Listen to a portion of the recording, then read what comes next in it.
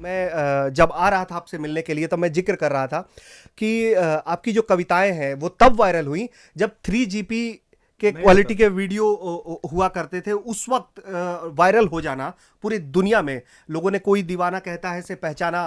तो इस तरह उस वक्त का फेम और एक वो बड़ा पदवी हो जाना अब आज के दौर में। बिहार में आपके चाहने वाले लोग बहुत हैं। छठ का पर्व भी है। आपने देखा होगा कि कैसे धीरे धीरे लोकल से ग्लोबल हो गया छठ। उस पर क्या कहेंगे आप? देखिए, पहली बात तो यह है कि अब केवल बिहार का पर्व नहीं है छठ, अब पूरे विश्व का पर्व है। और जो छठ पर्व है उसकी मान्यताओं में जो प्रतीक शास्त्र है वो ग्लोबल है। जिस इको एक्सेप्टेबिलिटी को आज पूरा विश्व कह रहा है कि इस पर्यावरण में, इकोलॉजी में जो कुछ भी है उसे एक्सेप्ट करिए, उसको रिसाइकिल करिए, उसको वहाँ पहुँचाइए। छठ के इस महात्म्य ने, छठ के इस प्रयोग ने हजारों वर्षों पहले हमारे ऋषियों ने कह दिया था। कथा इतनी है कि राजा प्रियव्रत और मालिनी जो हैं उन्होंने पुत्रेष्टि यज्ञ कराया महर्षि कश्यप से। उन्होंने एक खीर खाने के लिए दी, उनसे पुत्र तो पैदा हुआ पर उसमें शरीर नहीं, जान नहीं थी, उसमें वो जीवन नहीं था। तो उस समय सृष्टि के छठे भाग की स्वामिनी छठी देवी, षष्ठी देवी प्रकट हुई। उन्होंने अपने स्पर्श से उसे जीवित किया और उस समय से चलने लगा। इसमें कथा ये भी है कि भारतेश्वरी और मिथिला की राजकुमारी, हमारी माँ अयोध्या की कुलवधू सीता जो हैं वो राजसूय यज्ञ के लिए वहाँ पर जो शुरू में यज्ञ होना है उसके लिए मगधल ऋषि ने उनको बुलाया पति सहित, और मुंगेर के पास उनके चरण वहाँ स्थापित भी हैं। वो कथा यह भी है कि द्रौपदी ने भी ये व्रत रखा। अलग अलग प्रकार की कथाएं हैं। कथा यह भी है कि जब देवासुर संग्राम में देवता पराजित हो गए तो माता अदिति के माध्यम से भी ये कथा आगे चलती है। लेकिन मेरा जो विशेष मन है वो कथा में नहीं है, मेरा इसके उद्देश्य में है। जैसे पूरी दुनिया उगते हुए सूरज को प्रणाम करती है, यानी कि जो लोग बड़े हो रहे हैं, जिनके पास शक्ति है, सामर्थ्य है, उनको प्रणाम करती है। लेकिन भारत की संस्कृति बिहार के उस कोने से पूरे विश्व को ये समझा रही है कि जो हमारे लिए जले हैं, जो हमारे लिए तपे हैं, आज वो अगर नहीं है या आज वो काल के अंधकार में समा रहे हैं, तब भी वो हमारे प्रणाम के योग्य हैं। बिहार का बेटा दिनकर कहता है, कलम आज उनकी जय बोल, जो चढ़ गए पुण्य वेदी पर बिना लिए गर्दन का मोल। तो हमारे 50, 100, 60, 200 क्रांतिकारियों के हमें नाम याद हैं, लेकिन उस 33 करोड़ लोगों में तो लाखों, असंख्य लोगों ने आहुति दी थी। लोगों ने कैरियर अपने छोड़ दिए थे, जीवन छोड़ दिया था। वो सब जलियांवाला बाग के अमर शहीदों की सूची में तो उनका नाम भी नहीं है। बस इतना पता है कि जलियांवाला बाग, उसमें जो हजारों लोग, जिन्होंने, उन माओ ने, उन बच्चों ने इस स्वतंत्र समर में अपनी वो दी, संविधा दी, उन्हें कैसे अर्पण करें। तो एक तरीके से अस्तांचलगामी सूर्य को अर्घ्य देना, इस बात का प्रतीक है कि हम विपत्ति में और संपत्ति में किसी बड़े आदमी को देखकर अपनी स्वीकार्यताओं का निर्णय नहीं लेते।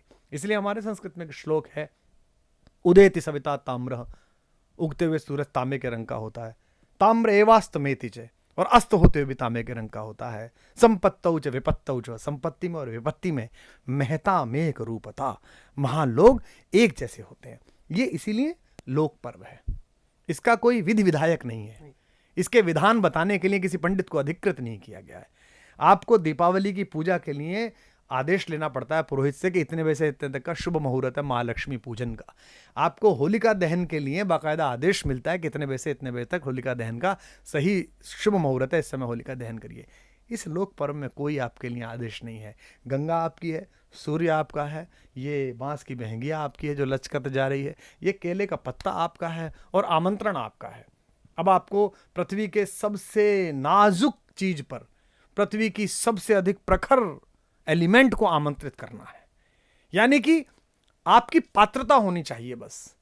केले का पत्ता भी अगर आपका मन है, आपकी आत्मा है, तो दुनिया के किसी भी तेज को वो स्वीकार कर लेगा। जिनको ये लगता हो, जैसे अब माइटी 30 का चल रहा है बिहार से, या बिहार के बेटे आकर, दरअसल बिहार या पूर्वी उत्तर प्रदेश बेसिकली एक स्टेटमेंट है देसीपन का। ये जो ग्लोबल वैश्वीकरण हुआ अंग्रेजी वालों का, वैल यू नो वाला, इसके खिलाफ एक स्टेटमेंट है कि हमारे अंदर क्षमता है, हमारे अंदर प्रतिभा है, पर हमारा उच्चारण देसी रहेगा, हमारा खान पान देसी रहेगा, हमारे जो वस्त्र विन्यास है वो उसी प्रकार का रहेगा, और इसकी कोई आवश्यकता नहीं है, बाहरी आवरण है। हम अंदर से जो हैं वो शक्तिशाली हैं, हमारे अंदर वो साधना का तत्व है जो साध्य तक पहुंचने के लिए होगा, उसमें साधन फिर कैसा भी हो। तो ये एक पर्व इसीलिए लोक महापर्व भी है और इसलिए लोक पर्व भी है। अच्छा, चूंकि कवि मन है आपका, आप हर चीज़ में रचना ढूंढते होंगे। और तो जब आप बिहार देखते हैं, बिहार को समझते हैं, छठ को लेकर एक भीड़ जब जाती है, एक रैला जाता है कि कुछ भी हो जाए, मैं पूरे साल कहीं भी रहूं, छठ पर घर जरूर पहुंच जाना है, उसको लेकर जब आप देखते हैं तो आपके कवि मन में क्या कैसी भावनाएं आती हैं? देखिए, पहली बात तो क्या है कि बिहार के लोगों ने पूरी दुनिया में विपरीत परिस्थितियों के बावजूद स्वयं को प्रमाणित किया है। अगर मैं ये कहूँ कि पंजाब से जो लोग आए थे, बम्बई तक गए थे, या माइग्रेशन के बाद जो हमारे लोग आए और उन्होंने पूरे भारत में यात्रा की और स्वयं को प्रमाणित कराया, तो ये उनकी शक्ति थी। लेकिन वो अधिकांशतः समृद्ध लोग थे। ऐसे लोग थे जो अपने यहाँ लाहौर में, सियालकोट में, सरगोधा में, पेशावर में अच्छी हैसियत के लोग थे। जैसे एक ही गली के 3 लोग दिल्ली आए, बॉम्बे आए, देवानंद साहब, दिलीप कुमार साहब और राज कपूर साहब। पेशावर की एक ही गली के तीनों लड़के हैं और तीनों ने आकर स्वयं को शक्तिशाली सिद्ध किया।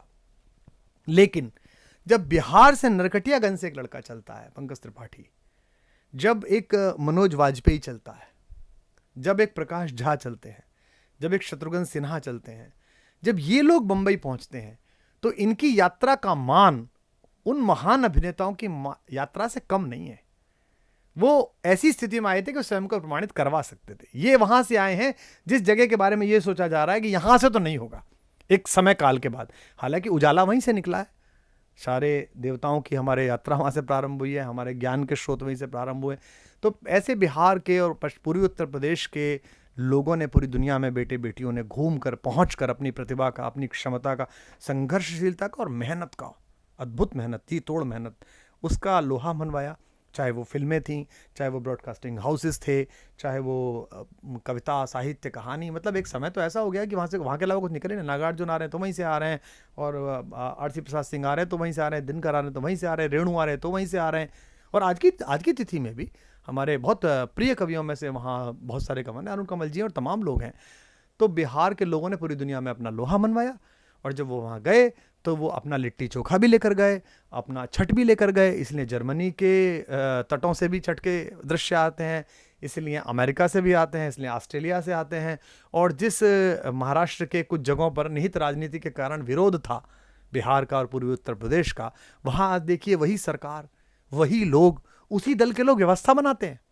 मैं हिंडन के किनारे रहता हूँ, जब मैं छठ में देखता हूँ तो इस हिंडन के किनारे पर ऑटो में भर के आए हुए, बसों में भर के आए हुए लोग भी हैं, और 1.5 करोड़ की गाड़ी से उतरे हुए लोग भी हैं। सब बराबर है, और सब बराबर उसी जल में उसी तरीके से सूर्य की तरफ खड़े हुए हैं। तो वो जो सूर्य का समाजवाद है, जो सूर्य का साम्यवाद है, वो इस पर्व में दिखाई देता है। और जिस तरह से भर के जाते थे, मेरे ऐसे बहुत सारे दोस्त हैं जो पहले जनरल क्लास में जाते थे, आज से 20-25 साल पहले, जब मैं विश्वविद्यालय सेवा में पढ़ता था यहाँ पर। उसके बाद मैं पढ़ाने लगा, मैं असिस्टेंट प्रोफेसर हुआ, फिर मैं आंदोलन में आया, कवि हुआ।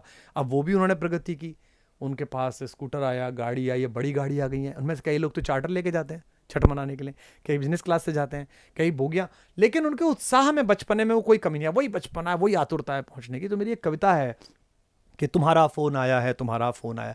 अगर मेरा फ़ोन जाए उसके लिए जिससे मैंने कभी प्रेम किया, तो उसे कैसा लगेगा। तो उसमें मैंने बहुत सारे प्रतीक दिए हैं कि कैसे कैसे उसको लगेगा। तो उसमें एक लाइन है कि सती का चौतरा दिख जाए जैसे रूप बाड़ी में। सती का, मेरी नई किताब फिर मेरी याद में है ये, कि सती का चौतरा दिख जाए जैसे रूप बाड़ी में, कि जैसे छठ के मौके पर जगह मिल जाए गाड़ी में। तो अगर किसी को छठ के मौके पर अचानक जगह मिल जाए तो वो कैसे छठ पर वहाँ पहुँचेगा। इसीलिए लोक पर्व है, इसीलिए छठ जो है वो आंतरिक शुचिता का, आंतरिक तपस्या का, विपरीत परिस्थिति में भी अपने साधन को एकाग्रीभूत करके खड़े रहने का, 1 दिन का नहीं है, 2 दिन का नहीं है, 3 दिन का नहीं है, 4 दिन की साधना है। इसीलिए अंदर से भी मजबूत करती है और आत्मा को भी मजबूत करती है। अच्छा, आखिर में बिल्कुल हम हैं, चूंकि आपने जिक्र लिट्टी चोखा का भी कर दिया, और आपके चाहने वालों की तादाद भी बहुत आयत संख्या में है। बिहार, झारखंड जैसे राज्यों में आपको चाहने वालों की कमी नहीं है। तो एक तो मेरा पहला सवाल कि लिट्टी चोखा आपको कैसा लगता है, और दूसरा कि आप अपने फैंस को क्या कहना चाहेंगे? देखिए, पहली बात तो ये लिट्टी चोखा न केवल मेरा फेवरेट है, बल्कि मेरी राजस्थानी पत्नी और मेरी जो बेटी है, मतलब अगली जनरेशन जो है, उसका बड़ा फेवरेट है। तो बहुतायत में ये होता है कि हमारे घर में तो बनता ही है, लेकिन कई बार कई ऐसे बिहार के मित्र हैं, मैं उनका नाम नहीं लूँगा क्योंकि कुछ राजनीतिक भी हैं, कुछ पत्रकार भी हैं, कुछ एक्टर भी हैं और अलग अलग क्षेत्रों के लोग हैं, वो कई बार मिलने आते हैं। तो हम पूरी बेशर्मी के साथ उनसे ये कह देते हैं, भैया ये किचन है, ये सामान है और तुम बनाओ। और हमें अक्सर इस बात पे आश्चर्य होता है कि हमारे कुक जो इतने स्पेशलाइज्ड हैं, इतने दिनों से काम कर रहे हैं, हमारे परिवार के लोग भी पूर्वी उत्तर प्रदेश के, पता नहीं वो जो चोखे में से महक है तेल की, वो ऐसी कैसे नहीं पैदा कर पाते जो बिहार का एक सामान्य आदमी आके करके रख देता है। तो फिर हमारे यहाँ होता है कि जो आज लिट्टी चोखा बन गया है वो सुबह तो खाया ही जाएगा, फिर उसको रख लिया जाएगा कि शाम को भी खाया जाएगा। तो आसपास अब तो लिट्टी चोखे के सेंटर भी खुल गए हैं, पर वो इतना बढ़िया कई बार नहीं बना पाते हैं। बिहार यात्रा में तो आवश्यक रूप से खाया जाता है।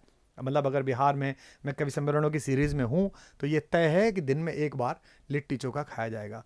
तो बिहार, मुझे कभी ऐसा लगता ही नहीं कि हम उत्तर प्रदेश और बिहार जो हैं वो अलग अलग संस्कृतियों में हैं। और मेरे लिए तो बिहार सदा से पूर्वजों का गांव है। मैं जब ट्रेन से जाता था तो मैं पूरे रास्ते बनारस के बाद जग जाता था सिर्फ इस काम के लिए। पूर्वा एक्सप्रेस जाती थी और बहुत सारी ट्रेन जाती थी कि मुझे सिमरिया घाट स्टेशन देखना होता था। वहाँ गाड़ी रुकती नहीं थी, वहाँ से जाती थी। वो आपको पता हो राजेंद्र प्रसाद पुल है, उसके ऊपर से गाड़ी जाती थी। सुबह का वक्त होता था, मुझे आज भी याद है 4:30-5 बजे। अब तुम जहाज़ से जाने लगे, चार्टर से जाने लगे। उस समय बड़ा रोमांच होता था केवल यही सोच के कि इसी घाट पे दिनकर उतरते होंगे। मैं मतलब जब जाता था तो गोमो में वो लिखा देखता था कि यहाँ पर नेताजी सुभाष ने ट्रेन बदली थी।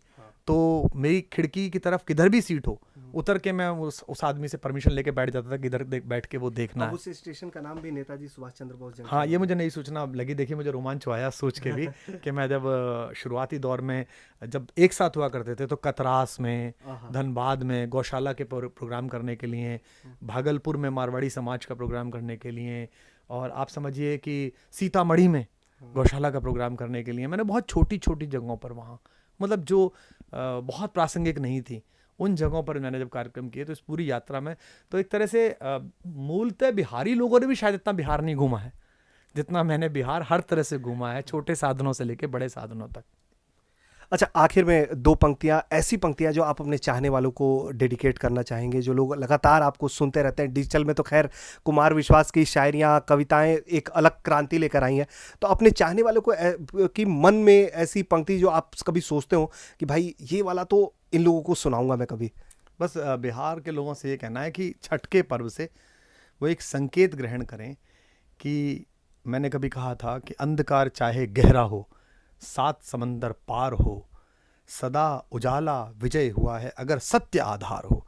अगर सत्य का आधार है तो चाहे कितनी मैं जानता हूँ कि आज की तिथि में भी राजनीतिक कारणों से, प्रशासनिक कारणों से बिहार के जो बेटे बेटियाँ हैं, बिहार के जो बच्चे हैं, जैसे कहना नहीं चाहिए, बिहार में जब बाढ़ आई तो वो शासकीय अव्यवस्थाओं के कारण आई, वो प्रकृति के कोप की वजह से नहीं आई। दुनिया भर में पानी बरसता है, आपसे ज़्यादा बरसता है। फ्लोरिडा में तो सुबह शाम बरसता है, आप पे तो क्या बरसा होगा। वो डूब गए क्या फ्लोरिडा वाले? मैं तो गया हूँ कितनी बार फ्लोरिडा, आनंद से हैं। तो जो हमने बेचैनी हमारे बुद्धिजीवियों में, हमारे स्टार्स में, हमारे जो सोशल प्लेटफॉर्म पे बड़े बड़े हैंडल्स हैं, जो देखा मैंने उनमें बेचैनी, चेन्नई की बाढ़ के समय, मुंबई की बाढ़ के समय, है ना, वो बेचैनी मैंने तब नहीं देखी। तब मैं शायद मेरे ख्याल से सबसे शुरुआती लोगों में था जिसने वीडियो जारी किया, जिसने जो संभव हो सकती थी अपनी ओर से मदद की, लोगों से अपील करी। और मुख्यमंत्री के प्रति असहमत होते हुए भी, उनके बयान, उनके प्रयासों से शुरुआती दौर में असहमत होते भी ये कहा कि आप जो भी कर सकते हो मुख्यमंत्री सहायता कोष में कुछ करो। तो इसलिए नहीं कि मैं उत्तर प्रदेश का हूं और बिहार मुझसे लगा हुआ, इसलिए क्योंकि आज भी वहां जो लोग संघर्ष कर रहे हैं, मैंने एक शेर पढ़ा था कि है कुछ ऐसे फूल जिन्हें मिला नहीं माहौल, महक रहे हैं मगर जंगलों में रहते हैं।